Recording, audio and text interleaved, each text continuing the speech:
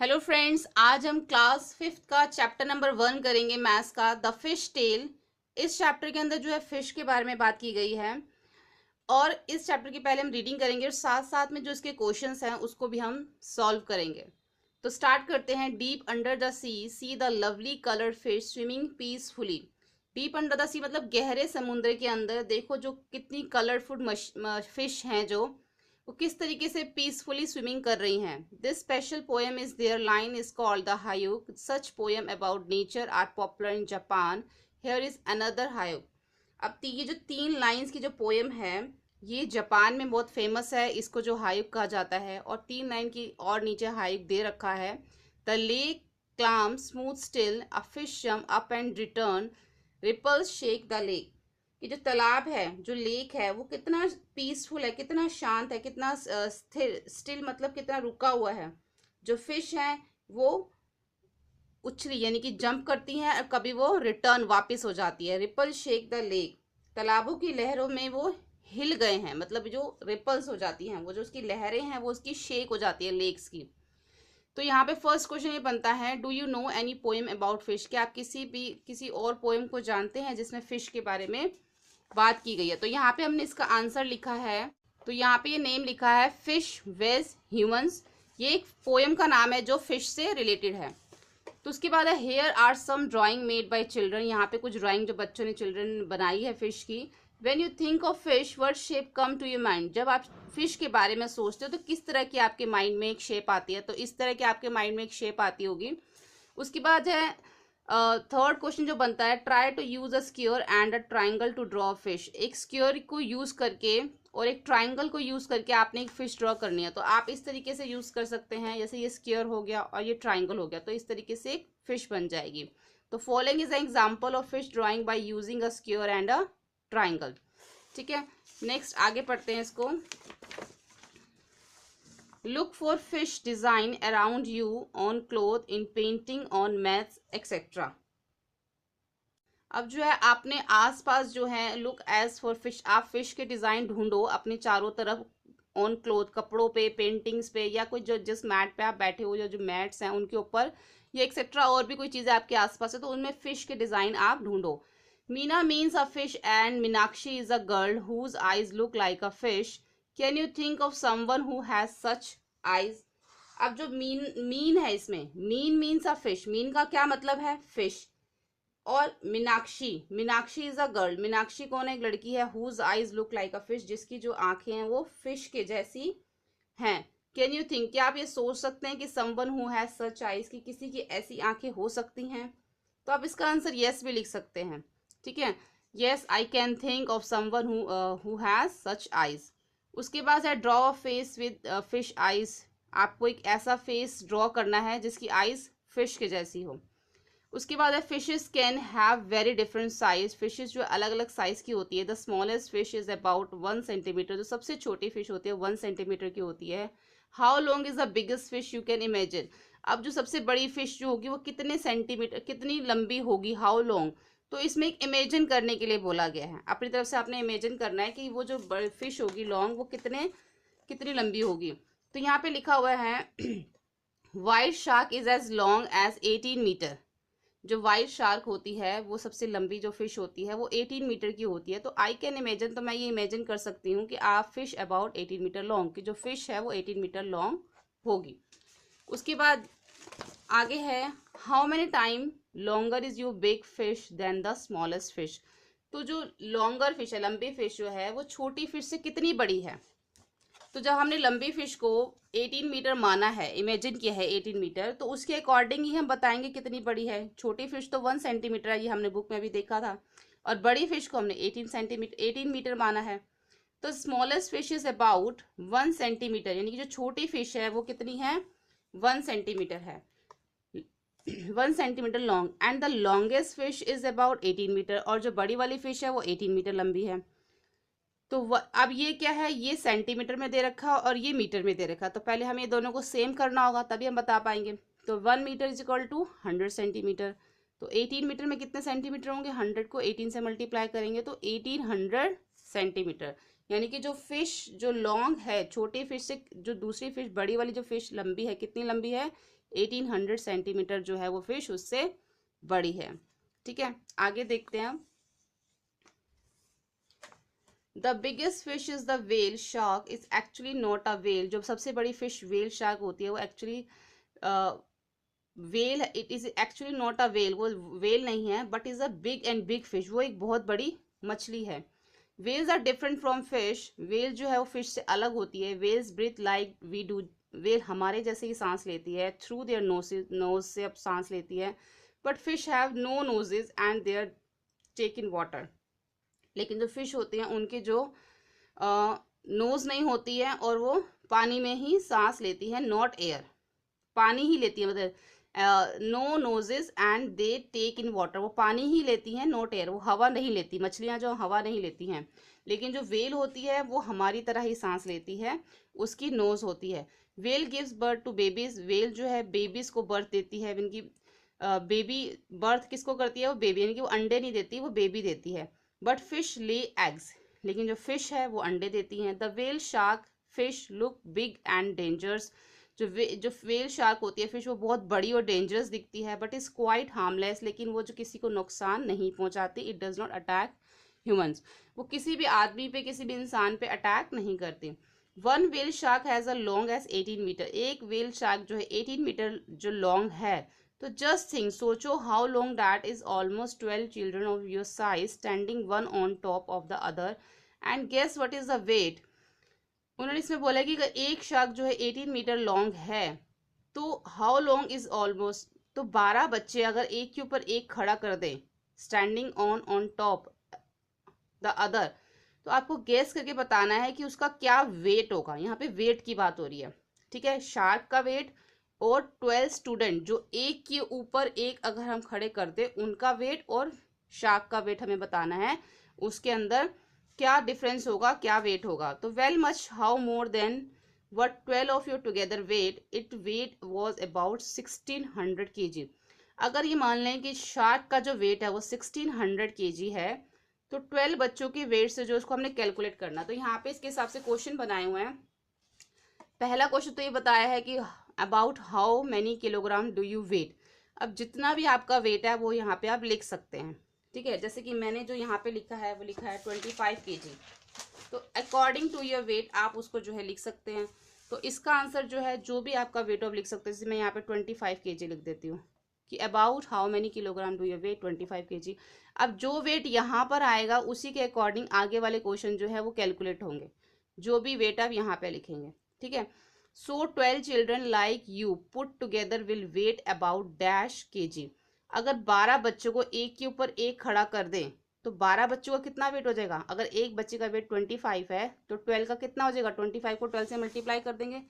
Weight of one child is 25 kg, so the weight of 12 children, तो 12 children का कितना होगा, 12 को 25 से मल्टीप्लाई कर देंगे, 300 kg, यानी कि 12 बच्चों का वेट कितना आ गया, 300 kg आ गया। नेक्स्ट जो है इसमें, about how much more does the whale shark weigh than 12 children like put together. तो हमें इसमें अब क्या बताना है, डिफरेंस बताना है कि वेल शार्क का जो वेट है और जो 12 बच्चों का जो वेट है वो कितना है, उसमें डिफरेंस कितना है। तो weight of whale shark 1600 kg, ये हमें दिया हुआ था यहाँ पे बुक में कि वेट ऑफ वेल शार्क का जो वेट है वो 1600 है, और 12 चिल्ड्रन का हमने निकाल लिया था। यहाँ पे हमने निकाला है 25 के साथ, तो यहाँ पे 300 आएगा, 300 kg, ठीक है। 12 बच्चों का कितना है, 300। देखो जितना भी आप यहाँ पे अपना वेट लिखोगे उसके अकॉर्डिंग अब यहाँ पे कैलकुलेट करोगे 12 बच्चों का, तो उसके अकॉर्डिंग आप आगे कर पाओगे। तो यहाँ पे मेन ये है कि जितना भी आप वेट लिखोगे उसके अकॉर्डिंग ही होगा। अब हमने 12 बच्चों का वेट जो है 300 kg निकाला, अब हमें डिफरेंस निकालना है। 16,000 जो है वो किसका वेट है, शार्क का वेट है, और 12 बच्चों का वेट कितना हो गया, 300 हो गया। तो अब जो है इसको हम माइनस कर देंगे, 16,000 में से 300 को माइनस कर देंगे, 10 में से 3 माइनस करेंगे तो 7, और ये तो कितना आ गया, 15,700 kg। यानी कि वेल शार्क और जो बच्चों के बीच का अगर जो डिफरेंस है वो है 15,700 kg, यानी कि 15,700 kg वेट जो है वो शार्क का ज़्यादा है बच्चों से, ठीक है। So the whale shark will weigh is 15,700 more than 12 children, 12 बच्चों से ज़्यादा है। अब आगे देखते हैं the fish tail, the C the difference between the whale and the fish, look carefully at their tails. अगर आप उसकी टेल्स की तरफ, वेल्स की और फिश की टेल्स की तरफ ध्यान से देखिए तो can you see that the fish tell stand flat along its body.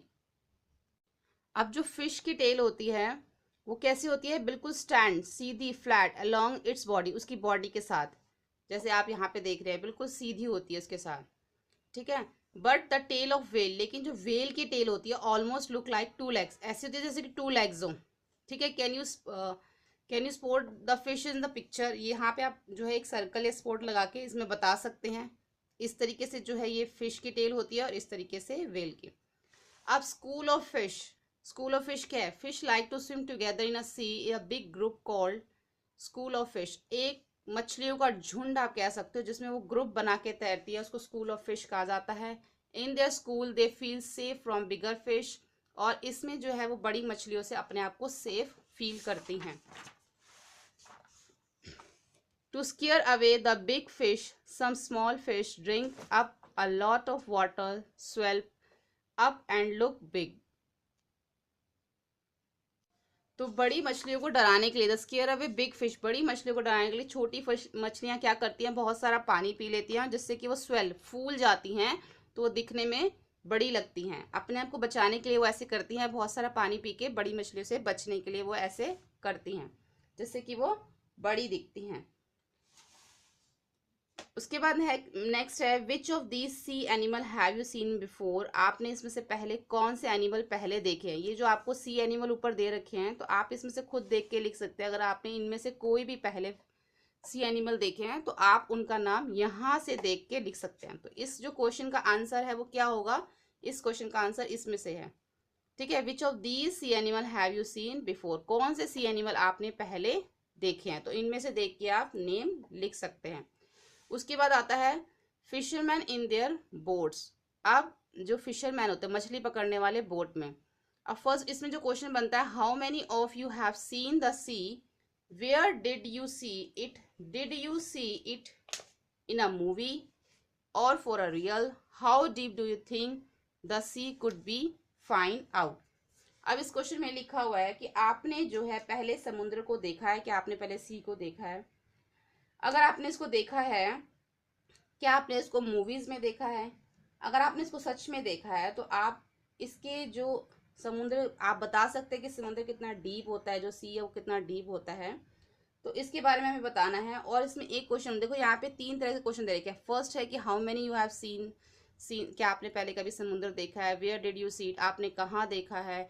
Did you see in movie और रियल, क्या आपने इसको सच में देखा है या मूवीज में देखा है। उसके बाद how deep you think the sea could be, आप क्या सोचते हैं कि समुद्र कितना गहरा हो सकता है, फाइंड आउट, बताएं। तो इसमें कितने क्वेश्चन हो गए, 1 2 3 4 क्वेश्चन हो गए इसके अंदर, एक ही क्वेश्चन में 4 क्वेश्चन हो गए। तो यहाँ पे हमने इसका आंसर लिखा है I have seen the sea and many of my friends, मैंने और मेरे दोस्तों ने सी जो है बहुत बार देखा है, ऑल्सो सीन इन द, जो समुद्र को हमने देखा है। I have seen the sea at Puri, हमने जो ये देखा है पुरी में देखा है, ड्यूरिंग अ ट्रिप के दौरान। अब देखो यहाँ पे आप ये भी लिख सकते हो आई हैव सीन, या फिर ये भी लिख सकते हो आई हैव नॉट सीन, अगर आपने नहीं देखा, ठीक है। कोई इस जगह, जैसे मैंने यहाँ पे सी एट पूरी लिखा है, तो आप ऐसी कोई जगह लिख सकते हो जहाँ पे आपने देखा हो, during a trip. I have also seen movies, और मैंने जो है मूवीज में भी देखा है। The sea should be at least 1000 feet deep, जो सी है वो कम से ज़्यादा कितना, बहुत ज़्यादा जो है, एटलीस्ट जो है वो 1000 फीट डीप, बहुत गहरा, हज़ारों फीट जो है वो गहरा होता है, ठीक है। देखो इस बुक में जो क्वेश्चन ज़्यादातर जो है आपको अपनी तरफ से जो आंसर देने होते हैं कई चीज़ों के, कैलकुलेशन वाले जो हों वो तो अलग चीज़ है, लेकिन अगर वो ऐसे पूछ ले आपने समुद्र देखा या नहीं, तो वो आपको अपने हिसाब से ही उसका आंसर देना पड़ता है कई चीज़ों का इसमें। अब नेक्स्ट क्वेश्चन बन रहा है, do you know how to swim, क्या आप स्विमिंग जानते हैं। Would you be scared of the high sea wave, क्या आप ऊंची लहरों से डरते हैं, डरोगे आप क्या। तो ये क्वेश्चन एक आपको ही इसका आंसर जो है सही से बता सकते हो, लेकिन मैंने यहाँ पे लिखा है yes I know how to swim. हाँ मैं जानती हूँ कि किस तरह स्विमिंग करते हैं। Yes the high waves can be scary, जो ऊंची लहरें होती हैं वो काफ़ी डरावनी होती हैं। ठीक है, उसके बाद जो इसमें एक नेक्स्ट क्वेश्चन बनता है, जो आंसर है close your eyes and imagine the see the wave rise in high. तो इसका आंसर ये है कि हाई सी वेव्स लुक रियली ब्यूटीफुल। अगर आप अपनी आंखें बंद करके इमेजिन करें कि जो वेव्स हैं वो कैसे ऊंचाई पे कैसी लगती हैं, इमेजिन करें, तो उसका आंसर ये है हाई सी वेव्स लुक रियली ब्यूटीफुल, वो बहुत ही सुंदर लगेंगी। सेकंड है how high do you think the waves can गो। आप क्या सोचते हैं कि जो हाइट है समुद्र की, जो लहरों की, वो कितनी ऊपर जा सकती है।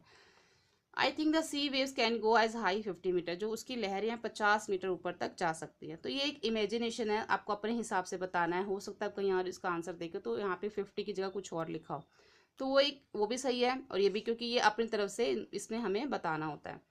उसके बाद है imagine that there are fisherman in their boat. अब इमेजिन करना है आपको कि फिशरमैन जो है मछली पकड़ने वाला बोट में है, गोइंग अप एंड डाउन, ऊपर नीचे हो रहा है वो लहरों के अंदर। They start with trip when it is still dark, और बहुत अंधेरे में जो है उसने अपनी ट्रिप स्टार्ट करी है। Some go on a simple boat made from logs wood tied together. कुछ लोग जो है बिल्कुल सिंपल बोट में जाते हैं जो लॉग्स की बनी होती है, वुड लकड़ी की बनी होती है। If the sea is rough with very high tides and strong wind, then the fishermen have a very difficult time। जब उसके अंदर लहरें उठ जाती है समुद्र में, तो वो फिशरमैन के लिए बहुत ही मुश्किल टाइम होता है। These log boats do not go very far, ये जो है बहुत दूर तक जो नहीं जा सकती है। If the wind is helpful, अगर हवा इनकी मदद करे तो they travel about 4 kilometre 1 hour। तो अगर हवा इनकी हेल्प करे, अगर हवा चल रही हो, तो ये 1 घंटे के अंदर सिर्फ 4 किलोमीटर जा सकती है। तो इसके बाद अब एक क्वेश्चन बनता है how long will they take to go distance of 10 kilometre. अब जब वो 1 घंटे में 4 किलोमीटर जाती है, अब क्वेश्चन क्या बन रहा है कि इसने जो डिस्टेंस कवर किया है 4 किलोमीटर, कितने घंटे में कवर किया है, 1 घंटे में। तो अब वो पूछ रहे हैं 10 किलोमीटर वो कितने घंटे में कवर करेगी। तो इसका आंसर हमने यहाँ लिखा है in 1 hour the boat travel 4 kilometre. 1 घंटे में जाती है वो 4 किलोमीटर, तो 2 घंटे में कितना जाएगी, 4 को 2 से मल्टीप्लाई कर देंगे, 8 किलोमीटर। ठीक है, 1 घंटे में 4 किलोमीटर और 2 आवर्स में 8 किलोमीटर, उसका डबल हो जाएगा ना। अब उन्होंने हमें 10 किलोमीटर बताना था, कि हमें क्वेश्चन में ये पूछा था कि 10 किलोमीटर वो कितने आवर्स में कंप्लीट करेगी। तो 8 किलोमीटर तक तो हमारा आ गया। अब हमारे पास कितने किलोमीटर रह गए, सिर्फ 2 किलोमीटर हमें और बताना है। तो उसके लिए क्या करेंगे, अब हाफ, उसका आधा कर देंगे। इन हाफ आवर यानी कि आधे घंटे में जो बोट ट्रैवल करती है 4/2, यानी कि 4 को 2 से डिवाइड कर देंगे। 2 1 जा 2, 2 2 जा 4, यानी कि 2 किलोमीटर वो जाएगी आधे घंटे में। समझ आई आपको, 1 घंटे में कितनी हो गई, 4 किलोमीटर, और 2 आवर्स में कितनी हो गई, 4 को 2 से मल्टीप्लाई कर दिया, 8 किलोमीटर। तो हाफ आवर्स में कितनी हो गई, 4 को 2 से डिवाइड कर दिया, 2 किलोमीटर। अब 8 और 2 दोनों को प्लस करेंगे 10 किलोमीटर बन जाएगा ना। इट मीन्स 2 आवर्स और हाफ आवर्स, इन दोनों को मिला के जो 10 किलोमीटर डिस्टेंस कवर करेगी। So in 2.5 hour the boat will travel 8 + 2 = 10 kilometre, वो जो है डिस्टेंस कवर करेगी। उसके बाद है how long will they take, ये guess how far you can go in 1 hour if you walk fast. अगर आप तेजी से चलते हैं तो 1 घंटे में कितना डिस्टेंस कवर कर सकते हैं, ये आप अपने हिसाब से भी बता सकते हैं। I think I can travel 4 to 5 kilometre if I walk fast. अगर मैं तेज चलूँ तो 4 से 5 किलोमीटर तक चल सकता हूँ।